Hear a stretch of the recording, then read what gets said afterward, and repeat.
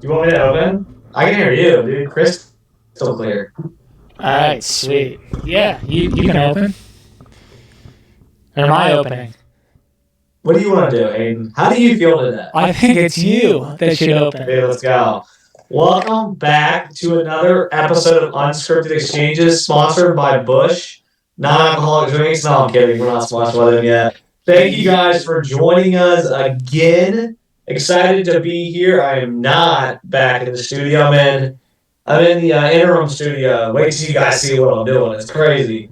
But hey, man, I'm excited to be back on another episode with you, brother. Yeah, You got man. some exciting stuff to talk about today, I think. I am always glad to be in the studio shooting the shit with you or whoever we have on each week. We do have some exciting topics to dive into, as you mentioned. Let's just dive on in, shall we? Yeah, let's do it. I was going to mention one thing that I think ties into what we're going to talk about today. Recently, I've been thinking. I mean, this is a topic that or conversation we have pretty consistently with everything we talk about, which is like everything's relative, right? Yeah. Everything's relative, and so I was just thinking about like my daughter made this comment the other day. She's like, she saw me scrolling through Instagram. She's like, she saw some ads pop up, and it was like I can't remember what ad it was for. It was for some. I think it was like some sort of like koozie cup or something like that. Okay. But the ad like made this company seem like literally they were like changing the world with their cups. Like it was very, very much like look at the mission we're on. But then like you go like actually look at the company and like they're not doing like really anything that this ad said they were. Yeah. And so it kind of just comes back to the thing of like, you know, our businesses using media, social media, and media in general in the right way, and you know, especially to the younger generation than us, even like they're just out of college, you know, going into college, and in college, you know, men and women, and I think it's important to remember that like what you see and what you read, like take it with a grain of salt, and don't compare your life or don't set your expectation based off of what you read or what you saw on social media. I just want to point that out because I think I've thought a lot about this recently. Is social media is like again we're on social media, but it can be such a motivation booster, like positive part of life, or it can be like really negative, like depressing, bring you down because all you're doing is comparing your life to somebody else's highlights. I see where you're going with this. It can definitely be a very powerful tool, as we've talked about time and time again, but it can also misguide many of us, you and I included in that. And that's where, as we start to get more and more involved in these social media platforms, we try to grow our company and our brand, like we have to recognize how do we want to come off to, you know, viewers, and how do we synthesize information? If I'm misspeaking, feel free to correct me, but I think kind of where you're going is there's a lot of times where information that is, you know, curated to us might only be a snippet of information, and it can be taken out of context. And we see it happen in legacy media too, on the news.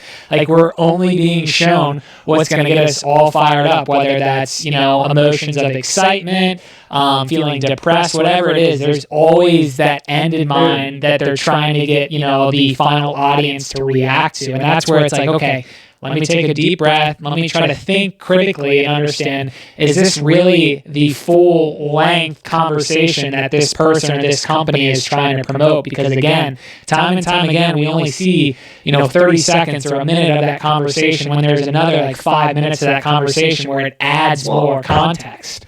Dude, I mean yeah, exactly where I was going with that.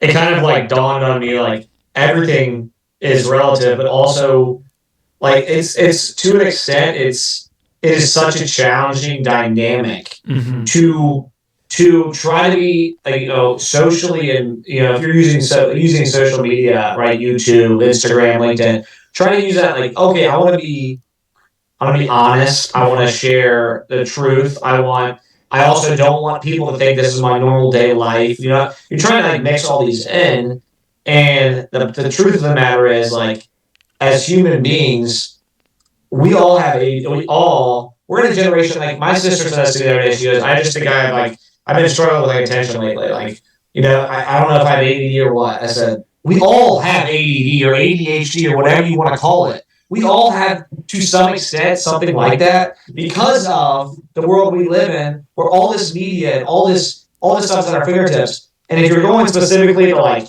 YouTube and Instagram and LinkedIn, what is the media? What is the media that usually takes off the quickest, Hayden? I bet you can answer this. We're learning this.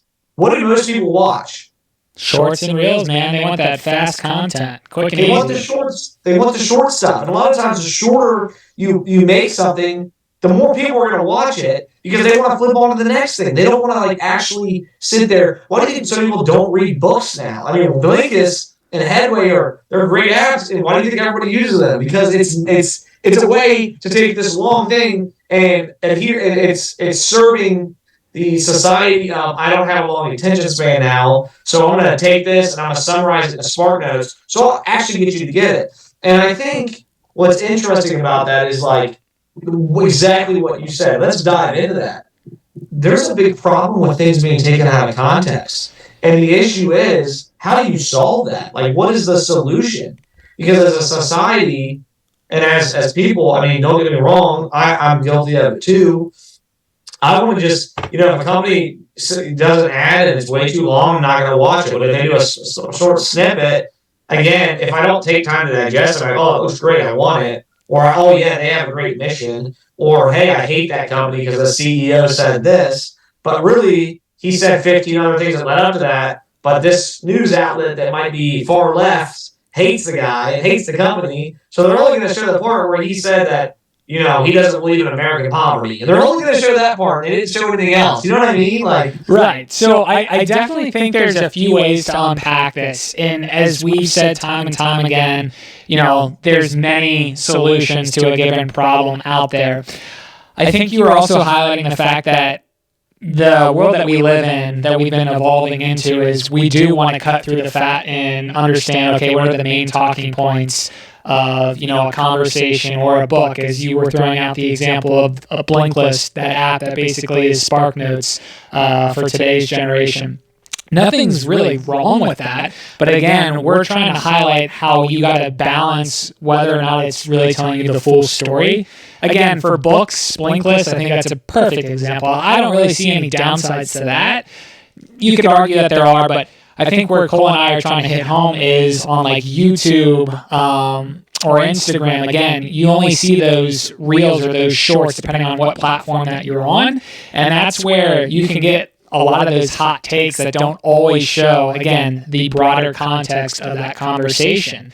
I do have a recommendation in mind, which we can talk about here in just a moment. But one other thing, really two other things that I wanted to add, is one, your call out from your sister saying, like, I don't know how well I am when it comes to staying focused. Like, there's all these distractions. I would agree. We all have so many distractions. I think, though, the one thing that I would add from my perspective is we have a choice in terms of how we want to react and consume content. You know, if you find yourself struggling out there because you're being whiplashed and pulled in all these different directions because you're being inundated with content, whether it's good or bad or whatever, like you have emotions that are high and low, take a breather from social media. Like, to me, that means that you might be spending too much time on social media. So that would be my first recommendation with that. And just the fact that you got to recognize that social media isn't everything. Just because a person that has a blue check mark is promoting or saying something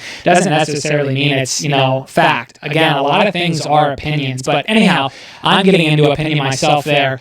I think one avenue that like a YouTube could take when it comes to how do we make sure things don't get taken out of context as much, because there's no bulletproof solution. There's always going to be things that get taken out of conversation. Like, just use us as an example. If you and I were out in, you know, public and we heard someone speaking to us, you're going to interpret information slightly differently than me. You know, that's just human nature, how we process information. But anyhow, how do we cut down on the amount of misinformation or just out of context. And I would say that, and I think there are platforms working on this. YouTube, for example, can have that long form, like here's the URL to the broader conversation, and then it's like a micro level, like here is then the shorter, that reel that highlights, what's been going viral. And then you can toggle back into, well, here's the bigger picture, if that makes sense. I don't know if I'm articulating that clearly, but there has to be a way where you can jump from, that macro level or that longer conversation into the finer details, and you can toggle between them. Does that make sense? Yeah, I think YouTube, honestly, I would add even more to that. Another layer to that suggestion. So YouTube, shout out. You guys should be listening to us. We use your platform a ton. We're going to be consultants for YouTube sooner or later. We have plenty of ideas. We won't share them all now because it's going to take them to do them. Another idea I had for, after using it and thinking about that. So if you're in, and I don't want to spend too much time on this, but talking about like being able to toggle down, be back and forth between the long form content, right? Mm-hmm. I'm even thinking of, they've got buckets where you can follow, different hashtags and stuff like that. Yeah. So how could they get a little bit cleaner with the information that they're showing in those hashtags, right? So like anybody you can go search or like follow a hashtag money. And anybody that puts a hashtag money can show up in that to a certain extent. It's not being fed as much, but what is a way that they could get some more conciseness to it? And I think that would be adding another layer of like YouTube playlists. So you could actually go to like a YouTube playlist and say, hey, I want to learn about finance. And then they do is they rank based off of like, if you're only creating shorts, I don't think you're creating a whole lot of value. I think you've got to have a good mix. So I think if you've got an account that's creating shorts, smaller videos, longer videos, then you can go and dial in like, hey, I want this kind of length of video that talks about this topic. And if YouTube could create a way to get down into the weeds a little bit more with that, I think a lot more people would dive into videos a little more. I think it'd be great for creators like us who are trying to actually do some long-form content to get people to pay attention to that and use that. And then I think also, drawing a correlation between shorts or YouTube shorts or even clips from videos, making it easier to go back and forth between those two. Like, hey, here's a piece of it, but here's where you can find the rest. And how do you like toggle back and forth between those more cleanly? Right. And here's another example to try to hit home on this example that Cole and I are describing in the digital realm. Think of reading a book and you're ripping out just one page of a 300-page book. Like, we want to make sure that, one, you can see what that single page has to offer, but then two, you can jump back into the broader, bigger picture. And that's where we're highlighting that these social media platforms aren't doing the greatest job of showing the broader context because, for whatever reason, they have set things up to be very controversial. And I think, it's important, too, to also, one, respect that we all have different types of opinions. Like, we're always going to be voicing what we think is right or wrong. Like, that's awesome. That's America. But we do have a responsibility to critically think, like, whether or not, okay, is this really all that this person had to offer? Or is there more to this? Look, we all get caught up in that. I'm raising my hand, too. It's easy every now and then to get tricked. It's like, wait, that's what they really believe? Like, again, zoom out, and it's like, oh, they actually said this before. They said this after. Anything can get taken out of context. But Cole and I are trying to describe ways in which platforms such as Instagram or YouTube can try to cut down on that. And I think YouTube is starting to do that. I don't know, Cole, if you've noticed, but if you watch some of the long content out there on YouTube, there are people that, and today I believe you have to manually do it. I think we've done it maybe once or twice on our videos, where you can segment, okay, from minute 0 to minute 5, they talk about this topic. So I think in one manner, they're trying to get into that, but it's very manual today, where someone would have to watch your content from beginning to end and kind of segment out each of the conversations. So it's definitely a step in the right direction, but again, we want to make sure that it's a little bit more transparent so people aren't being misled. And one last thing, this might stir the pot and make people upset. It's just an example. Like, there are voices out there where the media, right or wrong, is going to say that this person is bad, this person is good. And again, you got to make sure that you're taking a step back and looking at things holistically. Like, you could use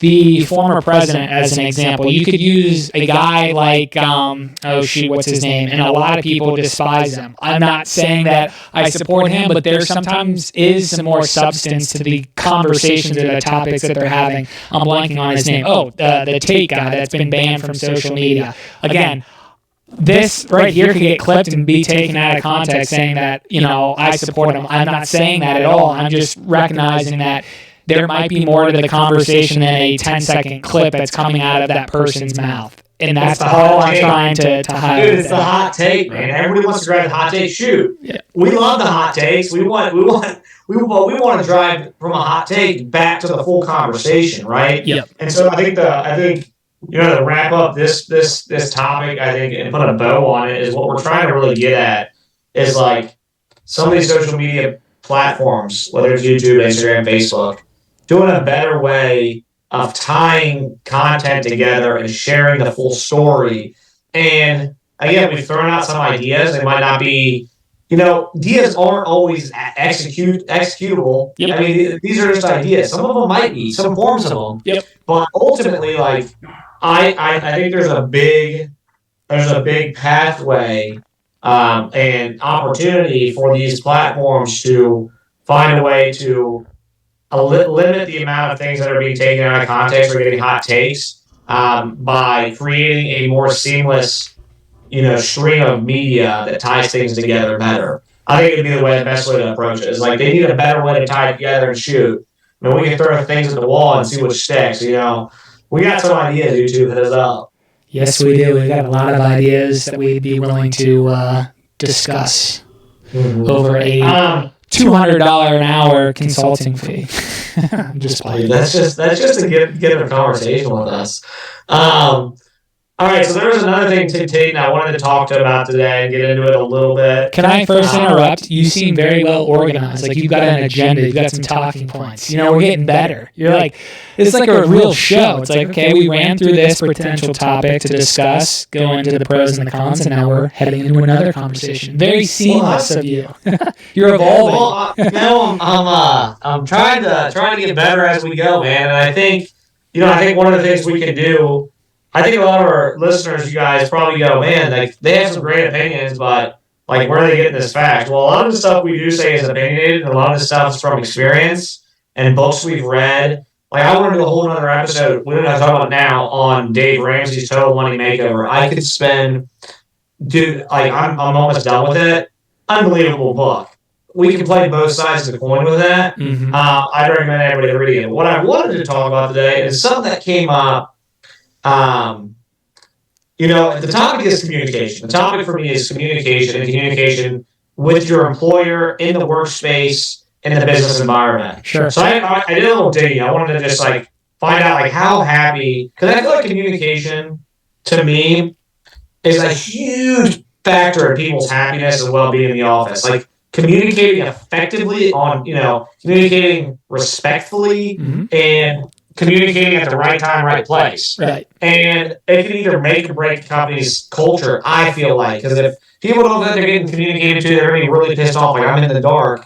And if they feel that they're getting communicated stuff they don't need to or at the wrong time, they're going to be upset. They're in the dark. So I feel like it's such an important thing that you hear about big companies and how they have a great culture and stuff, and I think they're doing communication well. But what I'm really going to kind of point out is I was like, okay, communication is important. And I'm like, well, how happy are workers right now? Like, how many companies do I think are communicating with their employees well and getting communication back well? And this doesn't directly tie, but I read this statistic I want to read to you. So, living for the weekend, watching the clock tick, work is just a paycheck. These are the mantras of most global workers. With only 21% of employees engaged at work and 33% of employees thriving in their overall well-being, most would say that they don't find their work meaningful, they don't think their lives are doing well, and they don't feel hopeful about their future. 33% of people say that they're doing well. 33%. Only 21% say they actually like what they're actually engaged in work. To me, there's a lot to unpack there. There's a lot of reasons why that could be, right? But I want to dial in on just one of them. Just one topic that I think is super important, and I think that's communication. I think that's communication at all levels. I think where companies that go and serve their employees have a higher retention rate, have a higher level of happiness, and have a higher level of overall well-being outside the workplace are companies that communicate well. And so the question is, what does that mean? What does communicating effectively mean in the workplace? And I'll kick that to you, Hayden, if you've got some feedback. I've got some thoughts on it, but I'll let you kind of dive into that in a minute. I think the first question is, what does communicating effectively mean? And how does that impact employees' well-being? Yeah, well, I think that's another beefy topic. One, just hearing that statistic, just where my mind goes, and we were just touching on this. One, how accurate of a source is this? Not saying it's not accurate, but again, trying to practice what we preach. For those that are listening, where is that source coming from? It's on Gallup. It's on Gallup. Okay, which they're pretty credible, I believe, based on research firm. So, anyways, I'll just take that as okay. This is probably pretty credible. But anyhow, I think what makes good communication is just open lines of communication between employees versus managers or bosses, however you refer to your reports or leadership. I know that word gets thrown out there a lot now too. Meaning, like, Cole, if you were my boss, you and I should have an open conversation with the good, the bad, and the ugly. I like to use that saying a lot. Like, there should really be no surprises when it comes to where we both stand with my performance. And even if you talk, about myself, my interest, and your interest outside of work, we want to make sure that we're also human beings to one another and we're checking in on one another. I think that's another aspect that's overlooked that more people are starting to try to take notice of and make sure that they are caring for their employees that they're working with on the day-to-day. But if, Cole, you had feedback for me, you shouldn't reserve that to a once a month or a quarterly feedback review. It's like, okay, Hayden, you approached this conversation this way. This is kind of how I was expecting you to approach that, where it's more real-time feedback, and we're having that open dialogue of conversation where it's like, you know what, Cole, you're right, I didn't think about that. Now, whether or not the conversation actually goes that smoothly, that's up to each, situation and how, it's presented to each person in that conversation or that context. But again, the point being is have those conversations early and often. Like, don't wait for, okay, we've got a bi-weekly meeting, we should save that for this time. Like, have those conversations instead of kicking the can down the road. So that's what it means to me when it comes to having good communication and making sure that your culture is a happy culture. Because as you touched on, a happy employee is going to go out of their way more times than not to, help increase your company's bottom line or your performance. And it all goes back to communicating and making sure that you're on the same page. Like, I like to over communicate. I think we've talked about this on previous episodes as well, but your expectations versus my expectations might be different. So how do we make sure that we're on the same playing field? Like, if you were to say, hey, I need you to take care of this, taking care of this, I'm speaking very generally here, it might be, I'm going to shoot off an email to, X, Y, and Z, versus to you, it might be, hey, I need you to set up time with this person or these group of people, walk them through, give them an update, like a little road show, and then you can send up a follow-up email saying, like, hey, this is what we agreed upon. Like, those are two slightly different expectations, and that's where it goes back to, hey, Cole, what are you expecting from me? That way I know in writing explicitly, or maybe even just verbally, like what you're expecting versus, it's just I need to send out a quick email to you. That's like, no, I actually wanted a little bit more. You need to be setting up some additional FaceTime with these clients and telling them, what you need to discuss. So again, that's just an example that comes to mind right away around, hey, how do we make sure that our expectations are the same? And this goes beyond just business. Like, all relationships start with good communication. And if you have a different expectation than the other person, there's going to be a disconnect in feelings, whether those are good feelings, bad feelings, whatever it might be. So that's my 2 cents on that. I would agree with everything you said. What I would add to it on top of the over communicating, and this is again going back into like, why people are why are so many people not don't think they're doing well or aren't thriving. I mean, that's nuance. There's a lot of reasons why some might be saying they're not happy, right? Yeah. And maybe it's because of the job they're in, they're not making the money they want to make. Maybe it's the area of the world they live in. I mean, there's a lot of factors. Yep. But I think on the communication side of it, where you can see that number start to go up, some things I would suggest to businesses that I've seen work well along the same lines you're saying. It's over communicating, and also communicating to me is not just, and we all fall into this trap. Well, I do communicate, right? We do communicate with our employees. Sending out a daily newsletter telling our employees how great the stock's doing is not communicating. That doesn't. How does that impact them? Unless they've got stock options and they're making a buku amount of money. Like, and I'm just giving an example. That's not 100%. But my point is like communicating is just, first of all, it's not just one way. It's not just one-sided. Yep. It's also about having real conversations with your employees and having real conversations with your coworkers up and down the ladder, whether they're below you, above you, and that to me is all about being honest. Yep. It's about being honest and being able to have those conversations that are, might be a little uncomfortable, that might be a little, on the nose. People don't want to talk about it, but those kind of things are where great companies with great leaders, they do that. They go to their employees and say, hey, like, what are we doing right? What are we doing wrong? How can we help you get better? And they actually listen. And the employees will actually be honest if they're actually listening. So I think honesty is a big one. And I think, too, along the same lines of communication is doing it on a regular basis. And so I'm kind of agreeing with what you're saying, is having open lines of communication and open pathways for people to communicate rather than just saying, hey, this is the one time we're going to review this with you. We're not going to talk to you again. I think once you put those things in place, you have open lines of communication, you're being honest with your workers and back and forth, then it opens the doors with like, okay, how do we take this communication we've got and put that into effect? If you're getting back from a lot of your employees that they don't like having to come in at 7 a.m.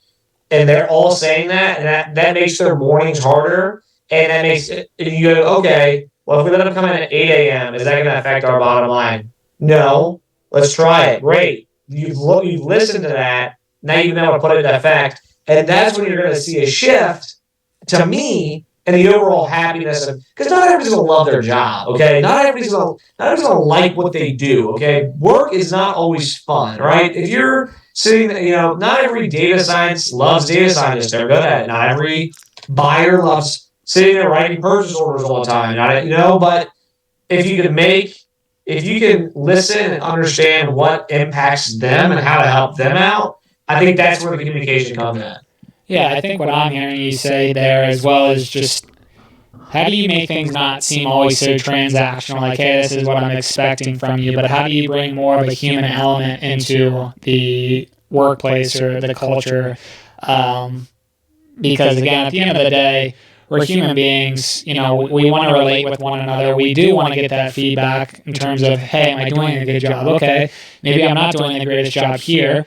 What recommendations do you have for me? And again, I touched on this a few minutes back. And instead of waiting to have those conversations X amount of time after the fact, have them early on, quote unquote, in real time, because everything is more fresh from both parties' perspective versus, 6 months ago in this meeting, you did this. It's like, oh, did I do that? I don't really remember. Or, you could argue that. So again, I'm promoting that. Have that real-time feedback. Now, there's also an art to this, like there is with many things that we discussed, Cole, and that is, you don't want to necessarily single out, an employee in like a large setting. Like, oh, why would you say that in front of all these people? Like, to me, that would be the wrong way to go about a situation like that. But if you did have an area of, feedback to give one of your employees, like have that in a one-on-one with them and say like, hey, again, this is how this was presented. This is how I interpreted it. The stakeholders might have interpreted it this way as well. This is how you should go about it in the future. Again, those are conversations that happen between more so behind closed doors, and it's not in that group setting where you're kind of embarrassing or punishing someone. Like that would be the wrong way to go about having those conversations. 100%, and couldn't agree more. Yeah. Well, hey, I think we definitely wrap up today's episode. I think we definitely packed a lot into just those two topics. I definitely want to talk about Dave Ramsey and just overall finance here in the future. I think that will be a fantastic conversation that both you and I can dive into. And heck, maybe we'll have him on the show someday too. Then he'll come on. Yeah. His agent reached out to me and said we were too late for him. Hey, the best is yet to be at Unscripted Exchanges. Check out unscriptedexchanges.com, shop our merch. You'll see, if you're watching the video feed of this, we've got that lovely banner ad that's been rotating throughout the show today. Jimmy is stepping up his production skills as usual. He is getting better. He might be promoted to FTE someday. But yeah, we've got a lot of good stuff out there to purchase. We've got a few orders from people. Thank you so much for your support. I know Cole and I have touched on this. We're looking to run some type of campaign for the holidays coming up here soon. More details to come. Really excited with that. We've got some more guests. Yeah. Cole, anything else that you'd add? We're rocking, man. We appreciate you guys as always. Remember to take a deep breath, enjoy your day, and let the good times roll, baby. Amen. We'll talk to you guys next time. God bless. Bye.